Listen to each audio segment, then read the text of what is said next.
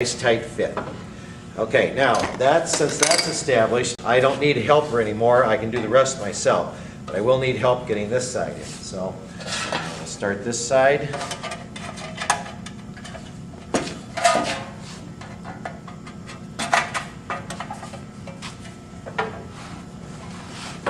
Okay, and again I'll put my square on there and push everything tight up against the square and down and have Mr. Kern drill that hole there.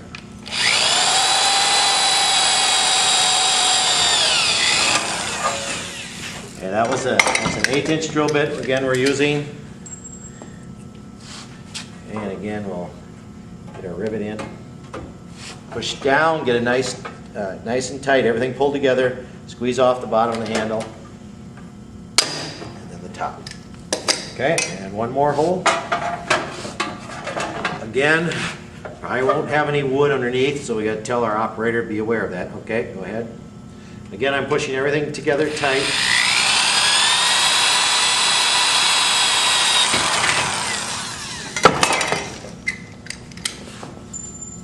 Okay, and a rivet here.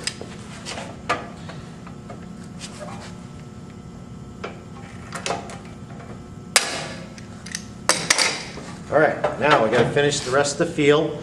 We can just drill. I like to drill and pop rivet as I go. So here's the first hole.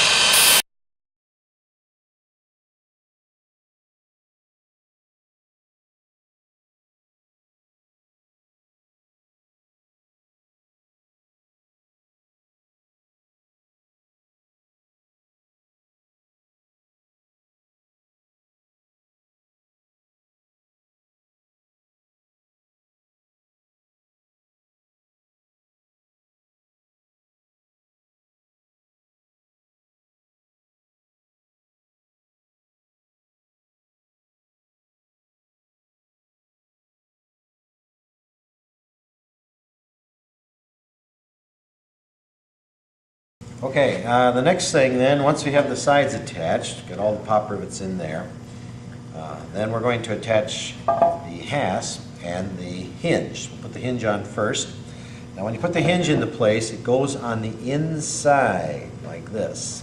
And make sure that when you put it into place that all holes line up. And the only other option would be to obviously turn it around, but I see it fits right here the way I have it right now. Wouldn't be a bad idea to have your name on your hinge either, just in case you do get it mixed up with somebody else. Just take the magic marker or the engraver or something, put your name on it. Okay, now to do this, we're going to use the pop rivet gun. And we're going to use the block of wood that I have here because we want to push against something as we begin to fasten this. Start at one end. As I said, remember we're going to put the hasp or the hinge on the inside. Okay, push down tight and squeeze it off. Using the pop rivet again to fasten. Okay, and right on down the line.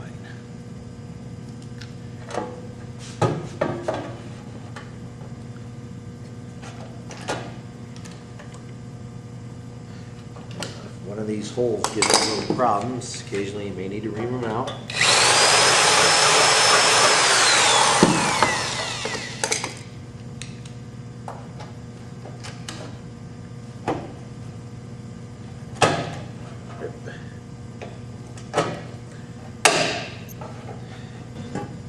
All right, the next item is to put on the top. And you're going to have to stand this up and get your holes lined up here. And again, get a rivet ready, pop rivet gun. Sometimes this might be easier if you had a partner help you. What you have to do is kind of get the back of the hinge pinched with the sheet metal together here. And then get everything lined up. And get it through there. And get some pressure on it. And then squeeze it off. So sometimes that one's easier if you have a friend help you. Okay, then right on down the line here.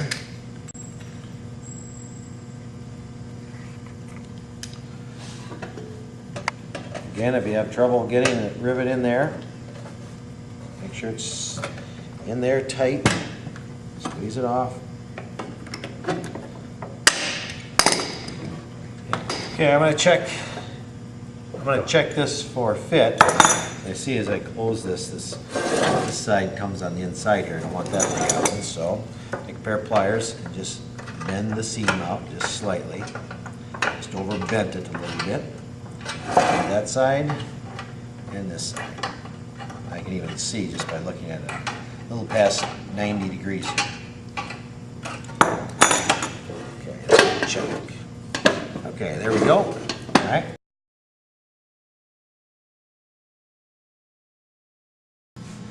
All right, to get the start with the corners, to get started with those, I'm going to take a marker. I could also use an engraver, but I've got a marker in my hands. I'm going to mark the inside of these with a letter A, B, C, and D. As I said, I could also use the engraver to do this.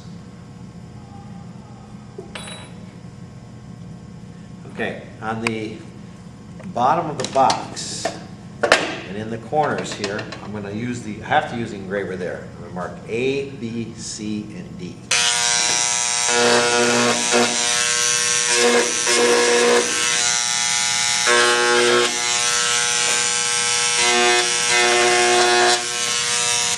Well, the reason I did that is because after the box is painted, I'll be able to identify where A, B, C, and D would be. All right, I'm going to take the box, open it up, place it up on top of the block. Take letter A, match that up with A here. So where I've actually written A here on the inside of the corner guard, I'm going to place that down against the box. I'm going to make a mark with my marker. I could also use a scratch awl to mark that, but that works good right there. And I'm going to go down and B. Find B, mark the same thing with B. The reason we do this is some of the corner guards aren't all the same. So this is why we do it this way.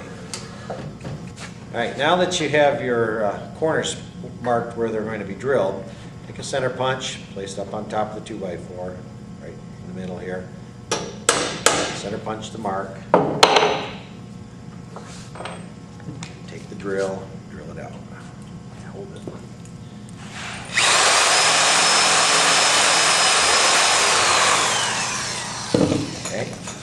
Same thing with...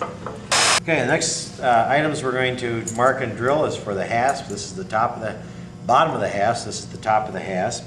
We've already created the holes for the top. Okay, right here. We'll get to that in just a minute. We do need to find the center of this, and one way of doing that is measuring the box. The box is 13.5 inches, so 6 3/4 would be the middle.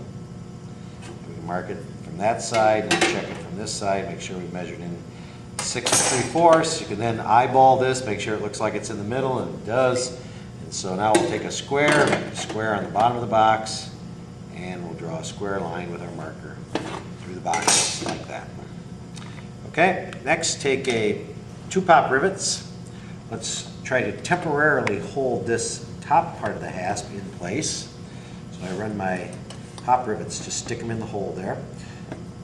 If they don't fit, you can take the drill and just ream them out, just to slide them out, just to get them to fit. That'll temporarily hold that in place while I put this in place.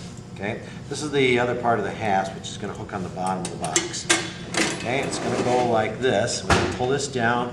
We're going to pull that down until it gets in a position where it's going to lock it into place. Now, there is some holes here. 2 holes, one there and one there. And if I open this up, I really don't know where they go, so I need to leave it closed. And then I need to look at this bottom hole, and out to the side of the bottom hole, I'm going to mark approximately where I think the center of that hole would be. So I can see it right here. I'm just marking a line or a dot out there approximately where I think the center would fall. So then I remove this, and I take that mark and I just transfer it over to here. Okay, now I'm going to drill that hole there, and in order to have some support behind there, I need to take this block, got save written on it, and it's going to go into the box, push it down past your hinge, and lock it into the box so it's nice and tight like that. Bring it over right behind your mark. Take a center punch and mark where that's. Okay, then we're going to take the drill. We're going to drill that out.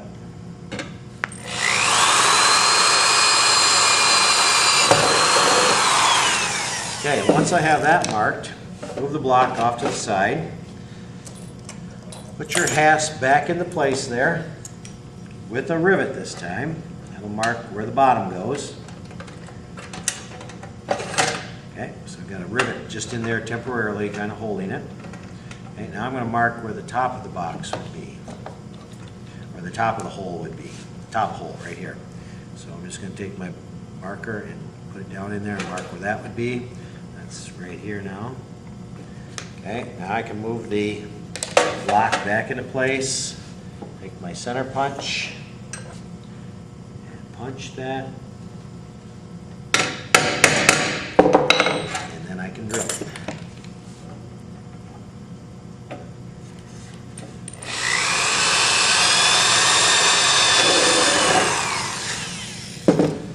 Okay, go get yourself some scrap sandpaper. I usually just use some 150 silicon carbide paper, and I'm going to sand the outside of the box. This is not going to do a whole lot to the galvanizing that's on there, but it's going to make it a little rougher and make it a little better for the paint to stick.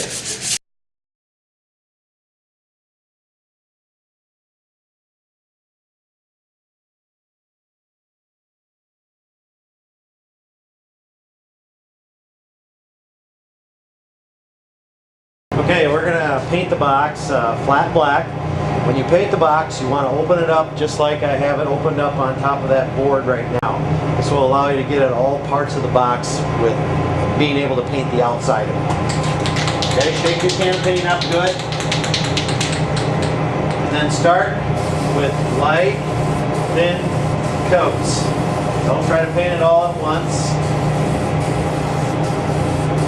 We get this part painted. Spin it around, you'll see it doesn't look like much yet, but as I keep working my way around the box, we'll start to darken up. Okay, there's that lip underneath. We'll get as much as we can just by shooting up towards that lip a little bit. Okay, I made it all the way around. Now I start my process over again.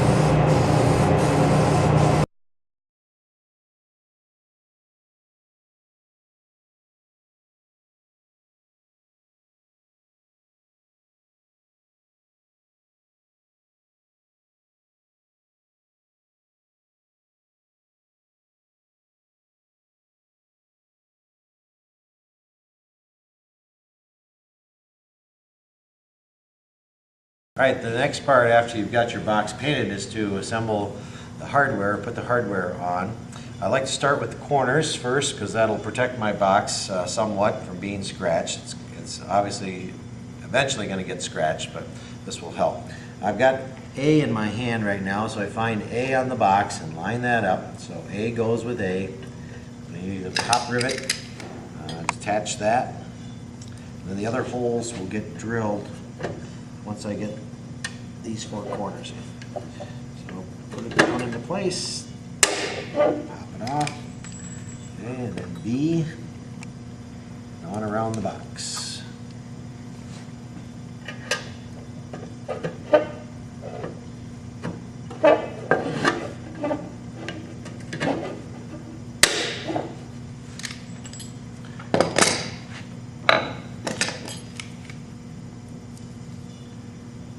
See?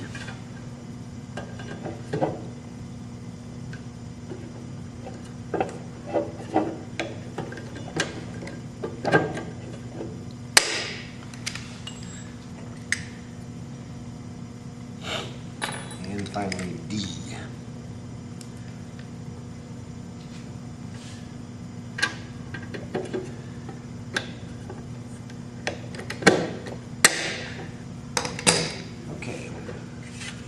I can turn the box over. Start with one part of the handle hole.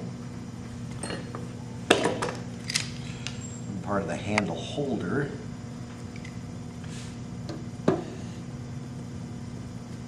Any holes that you can't get the pop rivet through, you ream out with the drill, using the 1/8" drill bit again.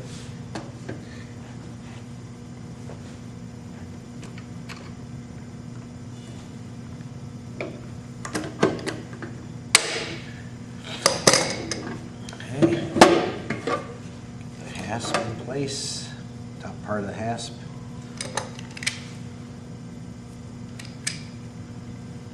Make sure you get the right side up.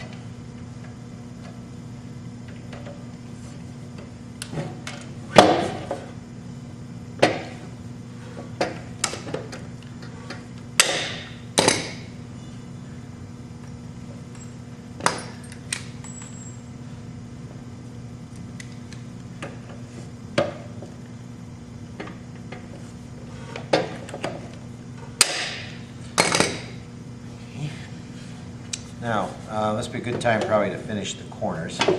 Okay, when I work on the corners, I can use the 2x4 here. Pick your project on the 2x4, it gives you something solid to drill against. You're going to just basically go over top of the hole that's there, put your drill bit through it, and drill away.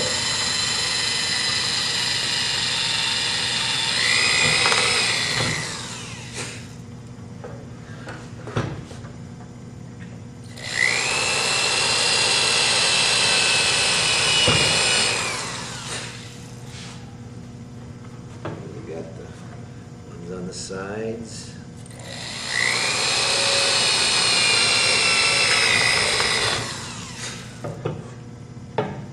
Okay. So I want to put those rivets in then.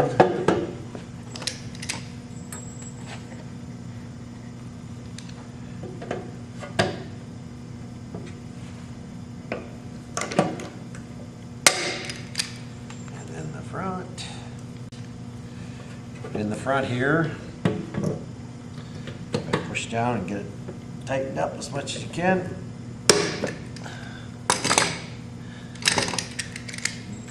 Hole drilled in the other front.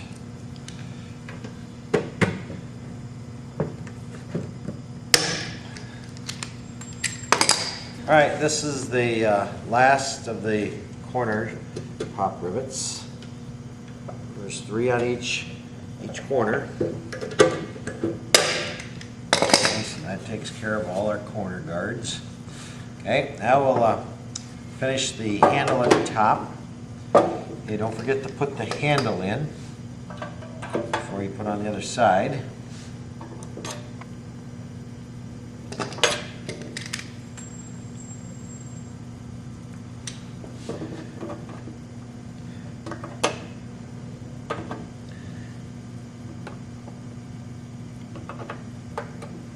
It's a little tight.